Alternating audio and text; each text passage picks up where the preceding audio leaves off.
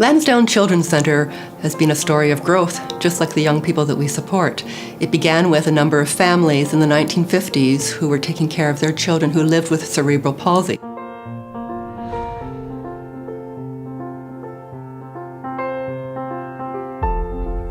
We serve around 3,000 families and children a year, with another 2,000 waiting for our services, and our staff of 250 are the ones who provide rehabilitation, respite, and recreation services for kids who live with special needs.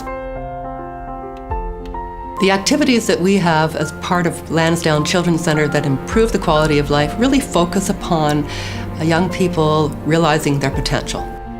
It's focused upon people who may have a physical, a communication, or a developmental disability. So it's looking at rehabilitation therapies, early child development, at supports for transitioning, at autism treatment services. It looks at the respite that's important for families so they have the capacity to function, to work, to be important members in the community, as well as recreation as a really important way of being balanced.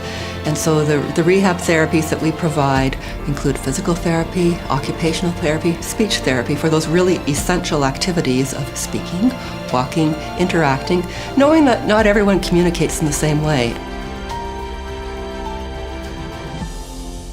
We have several benchmarks that we look at to say, how successful is Lansdowne? We certainly participate in accreditation, just like our hospitals do, with that organization that looks at the standards around risk management, about clinical outcomes, and how best we steward the resources that go into our system.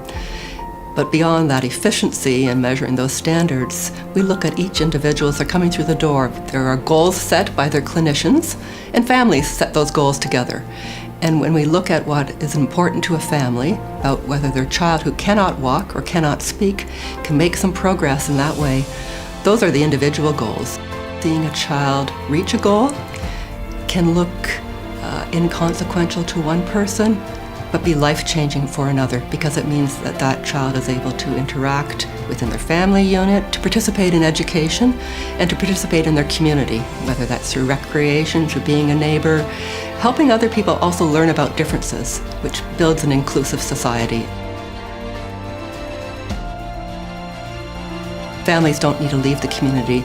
They're able to have this treatment here and stay and live and work here, which we're very proud of, and those are measures of success.